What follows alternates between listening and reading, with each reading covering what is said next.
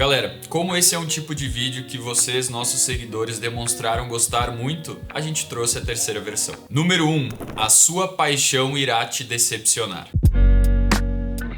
Essa aqui ou tu já aprendeu ao longo da tua vida ou tu ainda vai aprender. Imagina o seguinte cenário: tu conhece uma pessoa nova e ela é linda, carismática, inteligente, gostosa, educada, tu sente uma conexão com ela, tem química entre vocês, ela chama muito a tua atenção, ela se destaca em meio a outras pessoas, ela é diferente. Pra ti ela é diferente. Ao conversar com ela, tu nota uma conexão instantânea. O papo simplesmente flui, vocês gostam de coisas similares, tem o que aprendeu com o outro. A dinâmica acontece sem esforço. Então, vocês saem para um primeiro encontro, um segundo, um quinto, um 10º encontro. Quanto mais tu sai com a pessoa, mais interessado tu fica, mais ela se mostra ser uma pessoa incrível. Quanto mais tu conhece ela, mais tu acredita que conhece ela. E eu não tô dizendo que ela tá colocando uma máscara e fazendo um personagem e te enganando. Não, ela tá sendo sincera, totalmente transparente, vocês estão se conhecendo. Quanto mais tu descobre coisas sobre essa pessoa que ela compartilha contigo, que tu percebe, mais coisas sobre ela tu assume que sabe. E é por isso que a decepção acontece. Olha só, quando nós conhecemos alguém, nós criamos uma imagem dessa pessoa na nossa cabeça para representar essa pessoa. E com quem a gente se comunica, o que a gente lembra, o que a gente sabe de alguém, o que a gente sente por alguém, o que a gente acha que vai acontecer, é tudo com base nessa imagem que nós criamos. E não na pessoa em si, né? Mas sim nesse personagem que a gente criou na nossa mente para representar essa pessoa. E essa imagem, ela é composta por as atitudes que nós presenciamos, que a pessoa executou, e o significado que damos para essas atitudes. Ou seja, dados reais, atitudes, fatos que aconteceram, mais a nossa interpretação, o significado que atribuímos sobre esses atos, sobre essas atitudes. Outra parte que compõe essa imagem, esse personagem da pessoa que criamos, são suposições em torno dessa pessoa com base nas nossas experiências passadas, os aprendizados que tivemos ao longo da nossa vida. Porque de tantas pessoas que nós conhecemos e já interagimos e coisas que presenciamos, a gente pega traços da personalidade da pessoa, comportamento dela, para supor como ela vai agir em determinadas situações hipotéticas. E isso também faz parte dessa imagem que nós construímos. E por fim, a última parte que compõe é o que tu sabe que tu não sabe sobre essa pessoa. Tu nem cria uma suposição, tu sabe que tu não sabe como ela agiria ali, e é uma zona meio cinza, assim, é meio nebuloso, tu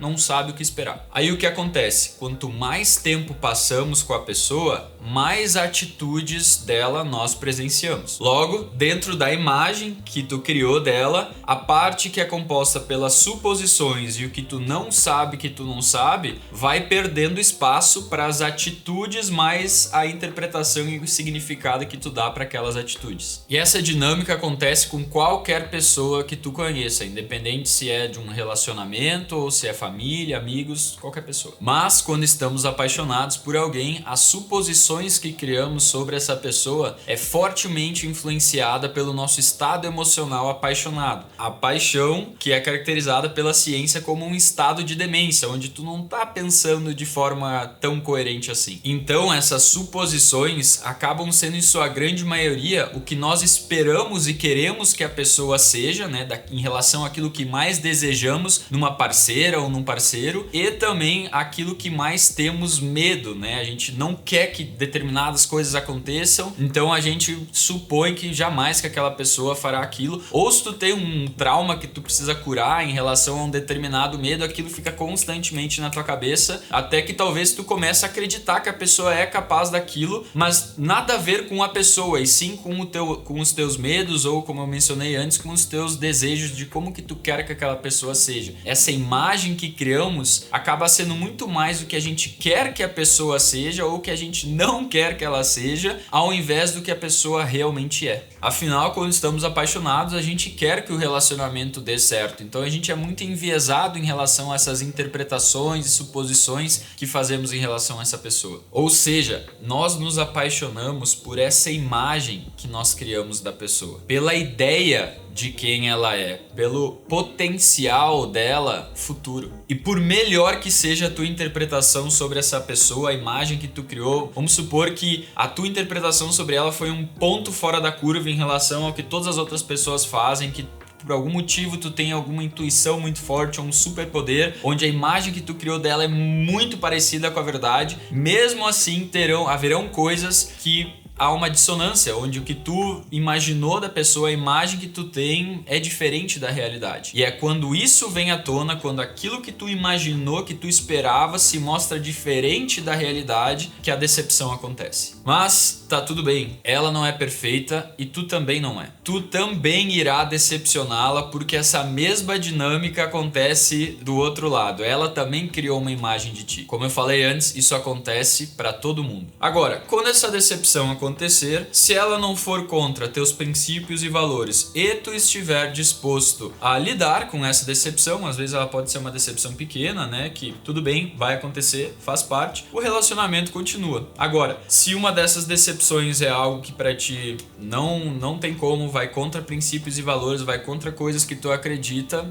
aí o relacionamento para por ali. Os aprendizados aqui então são 3. Primeiro é aceitar que esse processo ele é inevitável, ele acontece com todo mundo pela maneira como o nosso cérebro funciona. Até porque, pensa assim comigo, ó, tu conheceu uma pessoa talvez meses atrás, talvez até alguns anos atrás, mas antes de tu conhecer ela teve uma vida toda que tu não presenciou. Coisas que ela passou, sentimentos que ela teve, experiências, aprendizados. Não dá pra gente ter uma noção clara de toda essa bagagem com uma fração de conhecimento daquela pessoa. Não tem como. A segunda parte é treinar-se, é se esforçar ao máximo para conscientemente tu não te permitir criar suposições sobre aquela pessoa. Maturidade aqui é assumir o mínimo possível, fazer o mínimo possível de suposições e não julgar a pessoa também, porque muitas vezes ela tem uma atitude que por causa da nossa bagagem, dos nossos aprendizados, a gente interpreta de uma forma, quando a pessoa, aquela atitude para ela pode representar outra completamente. Então, quanto menos suposições tu fizer, mais saudável vai ser a reação.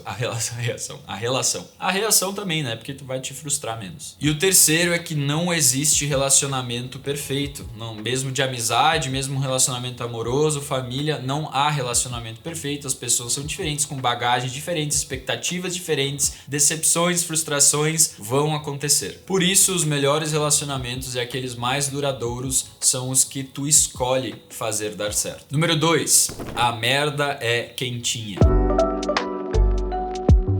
Essa aqui eu tava falando com um amigo meu esses dias que tá passando por uma situação muito difícil na vida dele que já se estendeu por meses, ou seja, ele tá comendo super mal, tá dormindo super mal, não tá se exercitando direito, não tá trabalhando direito. Ele meio que perdeu o controle assim do dia a dia dele, da vida dele, e ele tá querendo retomar, só que tá sendo muito difícil. E sim, é difícil, porque quando tu está nessa situação, viver nessa situação já dói bastante, né? Provavelmente, se tu está passando por isso agora, qualquer esforço para fazer qualquer coisa já dói muito, porque só sobreviver a essa situação já tá exigindo muito das tuas forças, né? Para tu não simplesmente largar tudo e desistir. Só te manter nessa situação horrível para não cair ainda mais já estar muito difícil. E um processo de mudança envolve a dor da situação atual mais a dor do processo de mudança em si, de se comprometer com novos hábitos, com uma nova rotina, com executar o teu trabalho com dedicação, comer bem, dormir no horário certo, porque quando a gente tá nessa situação,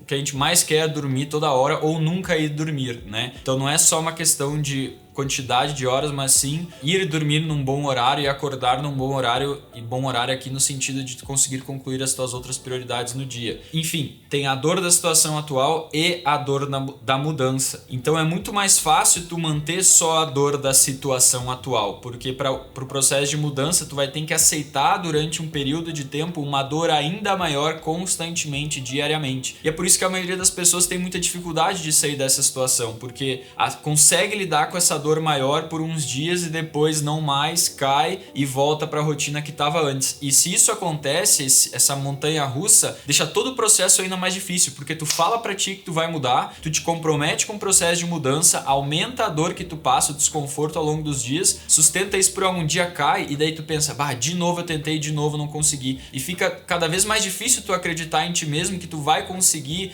manter um processo de mudança, sustentar, ter consistência para conseguir te tirar desse buraco. Além do mais, o nosso cérebro ele é imediatista, por isso que é tão fácil procrastinar, por isso que é tão sedutor procrastinar, porque o nosso cérebro quer o prazer e o conforto a todo momento, naquele momento que a gente está vivendo, e não depois. E é por isso que a merda é quentinha, porque por mais que esteja desconfortável a situação que tu tá vivendo, sair dela é ainda mais desconfortável. Mas galera, não há outro caminho. Quanto mais rápido tu aceitar isso, que a dor no curto prazo, nesse processo de mudança, vai ser maior, mas em troca a dor no longo prazo vai ser muito menor, te agarra nisso e aceita. Esse é o caminho. É doloroso. Agora, uma dica que eu posso te dar é, quando tu te comprometer com esse processo de mudança, foca no progresso e não em tentar sair dessa rotina horrível que tu tá para ir para a rotina ideal da noite pro dia, porque a probabilidade de tu conseguir sustentar essa mudança radical é baixa. Desde que tu foque no progresso e vá melhorando a cada dia, a cada semana, tu veja esse progresso acontecendo, todo esse processo fica muito mais fácil. Número 3. A maioria das pessoas vive no piloto automático. Essa aqui é até meio assustadora, assim, quando a gente se dá conta, mas a maioria das pessoas vive dentro da Matrix ainda, se a gente for usar a analogia com o filme, onde simplesmente está num piloto automático que reage a estímulos externos. Ou seja, a pessoa acorda, aí sai de casa para ir trabalhar, no trabalho fica fazendo o que tem que ser entregue naquele dia, que o chefe está cobrando, ou do que o cliente está exigindo, né? Quais são as urgências que tem que resolver e entregar para aquele dia. Além disso, os imprevistos que surgem naquele dia que tem que resolver, ou seja, várias demandas externas que a pessoa fica ao longo do dia correndo atrás para cumprir. Quando ela sai do trabalho, ela vai para casa para ficar jogada no sofá que nem um zumbi, assistindo alguma série, esperando o tempo passar, descansando, para daí dormir e no dia seguinte fazer a mesma coisa. Chega final de semana, a pessoa se encontra com amigos para ficar trocando ideia, de noite enche a cara, faz alguma coisa, sai e segue repetindo esse ciclo constantemente. Ou seja, a maior parte da vida dessas pessoas é reagindo aos estímulos externos. Elas se colocaram numa situação onde o externo está guiando a vida delas e elas apenas reagem a isso, ao invés de parar e pensar conscientemente, pera, o que eu estou construindo para minha vida, para o meu futuro? Eu estou agindo de acordo com as atividades que estão vinculadas com os meus objetivos de longo prazo, aquelas atividades que vão fazer eu construir o futuro que eu quero construir para mim? Como é que tá a minha saúde? Eu estou cuidando da minha saúde para eu ter o máximo de disposição possível ao longo do dia e conseguir fazer mais atividades do meu agrado, atividades que eu quero, porque, beleza, todo mundo tem responsabilidades vinculadas a outras pessoas, mas o quanto do teu dia é tu fazendo o que os outros estão cobrando de ti, o quanto do teu dia é tu fazendo pra ti coisas que tu sabe que vão te trazer progresso em objetivos que tu quer conquistar no longo prazo, na vida que tu quer construir, né? O quão presente tu está e consciente em relação às decisões e atitudes que tu toma, ou simplesmente tu dá a resposta que vem a primeira na tua cabeça, é simplesmente um processo reativo. É muito louco, a maioria das pessoas não para se questionar, não para olhar para sua vida e se questionar sobre a sua rotina, sobre quais são as suas prioridades, se está agindo de acordo com suas prioridades, se está tendo progresso naquilo que é importante para si, se está tendo tempo de qualidade com as pessoas que são importantes para si, ou seja, não para pensar se está vivendo a sua vida do jeito que seria o ideal, mas simplesmente reagindo como um robô que reage a estímulos e cobranças externas. E galera, não tem problema nenhum se tu tem uma vida, vamos dizer assim, comum, né? Onde tu foi colégio, aí faculdade, aí comprou um apartamento, um carro, construiu uma família, fez uma pós, tá trabalhando ali, não tem problema nenhum isso, desde que isso seja uma escolha tua e não que tu simplesmente, tem que ir pro colégio, tem que ir pra faculdade, aí tem que fazer uma pós, aí tem que comprar uma casa e um carro, aí tem que ter, sabe? Se tu vive nesse tem que, porque é o roteiro pintado da vida comum e é isso que tu segue por não saber melhor, não parar pra pensar, aí já, na minha opinião, não é tão legal assim. Se tu tá simplesmente vivendo dentro dessa Matrix, sem se questionar. Número 4, beba água.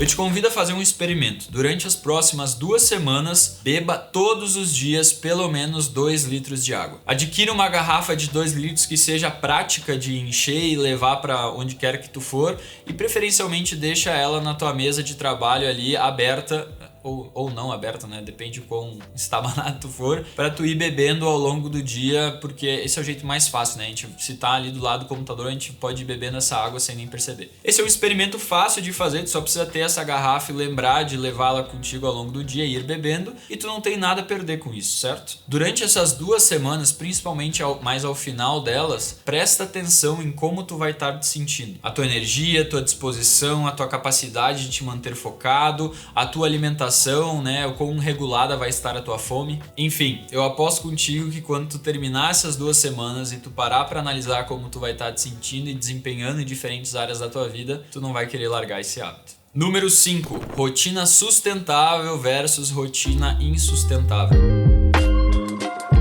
Vamos entender a diferença desses 2 tipos de rotina. A insustentável tem 2 tipos de insustentável. A sustentável tem um. Começando pela insustentável. O primeiro tipo é aquela rotina da qual tu perdeu o controle. Tu está dormindo menos do que tu precisa, a tua alimentação está ruim, tu está fazendo pouca atividade física, tá sem tempo para as pessoas que são importantes para ti. O teu único lazer é quando tu procrastina e tu está apagando incêndio no trabalho o tempo todo, nunca conseguindo cumprir tudo que tu tem fazer no dia, sempre vão ficando coisas para o dia seguinte. Esse tipo de rotina, essa insustentável da qual tu perdeu o controle, ela normalmente acontece quando tu tem um aumento repentino de responsabilidades sem ter uma gestão de tempo adequada para lidar com todas elas. Um exemplo é quando no teu trabalho tu tá com um novo projeto ou estão exigindo mais coisas de ti, ou alguém saiu e tu tá tendo que cobrir por essa pessoa. Dessa forma tu está tendo que trabalhar muito mais do que antes tu precisava, e para tu conseguir dar conta de tudo no teu trabalho, da tua vida pessoal, tu começou a sacrificar sono, por exemplo. E atividade física, tu não tem mais tempo para ir, ou tu não está com tanta disposição porque tu te pegou mais cansado, logo tu não vai mais tanto para academia, não faz tanta atividade física, e daí a tua capacidade de te manter focado, a tua disposição diminui, o que faz com que tu precise então agora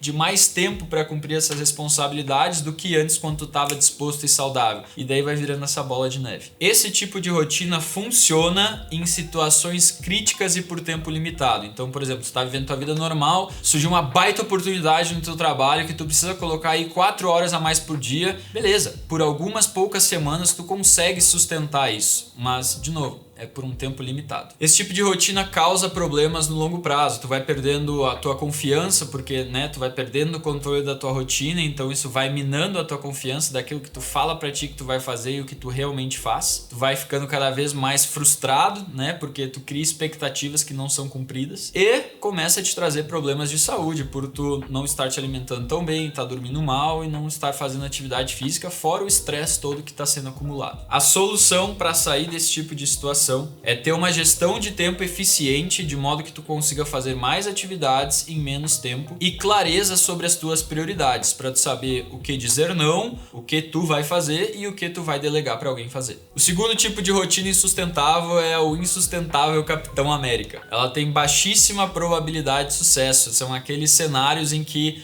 tu quer mudar a tua rotina da noite pro dia. Tu tá vivendo um estilo de rotina e agora, do nada, tu quer uma rotina completamente diferente que vai te exigir um nível de dedicação, de desconforto vencido diariamente muito maior. São aquelas tentativas de mudança de forma radical. Essa é uma rotina muito sedutora, né? Ela também é propagada pela mídia como algo heróico, assim, honroso. Ah, minha vida estava uma merda, então eu mudei ela pra cá, comecei a acordar às 4 da manhã, correr 2 maratonas, escrever um livro, salvar 2 crianças, e daí quando eu terminava de concluir esse meu ritual matinal, aí eu começava o meu dia de trabalho, né? Ela é muito divulgada assim como algo muito bonito, porque é o que as pessoas querem. Todo mundo quer ter essa capacidade de mudar a sua rotina da noite pro dia e sustentar isso, mas isso tem uma baixíssima probabilidade de sucesso. Os únicos casos em que eu vi isso dar certo é quando a pessoa sofreu alguma crise na sua vida, algo drasticamente horrível aconteceu que fez ela ter um estalo, assim, um momento de mudança onde cada dia vivendo aquela situação gerava mais dor do que a dor associada a esse desconforto, a esse processo de mudança radical. Só que, galera, são raros os momentos da nossa vida, ainda bem, são raros os momentos da nossa vida em que isso acontece, em que a probabilidade de tu sustentar uma rotina, uma mudança radical assim, se eleva em virtude da situação horrível que tu tá vivendo, digamos, né? Então, cuidado para não te deixar ser seduzido por esse tipo de mudança, porque o que acaba acontecendo na esmagadora maioria dos casos é um processo de montanha-russa, que nem eu mencionei antes no vídeo, onde tu te compromete com essa mudança, ela dura alguns dias, daí tu cai, daí tu te compromete de novo, dura alguns dias e cai, e tu fica nesse vai e vem sem sair do lugar, e tu só vai minando a tua confiança por falar que tu vai fazer e não faz, e ignorando aquilo, deixando de lado. Tu vai cumprindo com a tua palavra cada vez menos, né? Porque tu te compromete com 10 coisas novas no dia, tu executa 8 e daí, pô, tem aquelas duas que tu falou que tu ia fazer que tu não fez e aquilo vai pesando em ti. Enfim, essa rotina ela é autodestrutiva também. Ela soa como a solução para todos os problemas, mas na esmagadora maioria dos casos não é. A solução é fazer uma mudança gradativa da tua rotina, né? Analisar a tua rotina como ela está hoje, identificar, beleza, com base nessas coisas que eu quero introduzir, que eu quero mudar, o que é a maior prioridade, por onde eu vou começar. E daí tu te compromete com aquela mudança. Não quer dizer que tu não pode tentar outras coisas ao mesmo tempo, mas o teu comprometimento deve ser com uma mudança pequena, de modo que tu garanta esse progresso, para depois uma nova mudança garantir esse progresso e ter então um progresso constante ao longo do tempo. Conseguir ter disciplina e constância nessas mudanças para isso ficar e tu conseguir colher os resultados disso. E a terceira então é uma rotina sustentável, onde tu tem o máximo do teu desempenho com o máximo de saúde. Ela acontece num processo então que é progressivo, cada semana tu vai deixando ela melhor, e sustentável, tu consegue te manter nesse processo de progresso, né? Nesse processo de mudança. Para conseguir ter essa rotina, tu precisa majoritariamente de duas coisas. Primeiro, é ter clareza dos 3 grupos de prioridades. As atividades que vão te fazer atingir teus objetivos de longo prazo. Poucas coisas são mais importantes do que isso, tu executar essas atividades. Compromissos já firmados com outras pessoas, porque Titã cumpre a sua palavra. Então, se tu falou para alguém que tu ia fazer alguma coisa, aquilo tem que acontecer. E terceiro, atividades que deixam todo esse processo sustentável, como por exemplo, um sono de qualidade, uma alimentação saudável, atividade física com regularidade, tempo de descanso para tu recuperar energia, tempo de descompressão para tu aliviar o estresse acumulado, tempo de lazer, né? Em algum momento do teu dia, da tua semana, tu precisa ter um momento de lazer, porque se for só desconforto, uma coisa atrás da outra, a tua mente vai pedir por um alívio, ela vai pedir para se livrar desse desconforto, e daí tu vai acabar procrastinando muito mais, né? Se torna muito mais atrativo, sedutor, tu puxar o celular para mídia social, tu ficar te distraindo e ficar evitando o trabalho o tempo todo. Ou seja, atividades que deixam o processo sustentável, compromissos firmados com outras pessoas e as atividades vinculadas aos teus objetivos de longo prazo. Quando tu entende esses 3 grupos de prioridades e tu então distribui essas atividades na tua semana através de um método de gestão de tempo inteligente e eficiente, aí sim tu consegue ter uma mudança progressiva que fica melhor a cada semana e sustentável. Essa rotina, uma rotina sustentável, que é uma rotina de Titã. Se tu quiser aprender a como colocar essa rotina sustentável em prática, a gente fez um vídeo ensinando isso, é só clicar aqui, é um vídeo lá do nosso canal avançado, o Mentoria Titã. Esse foi o vídeo de hoje. Se tu quer ver mais lições antes dos 30, deixa aqui nos comentários. Tamo junto, galera, e até semana que vem. Show!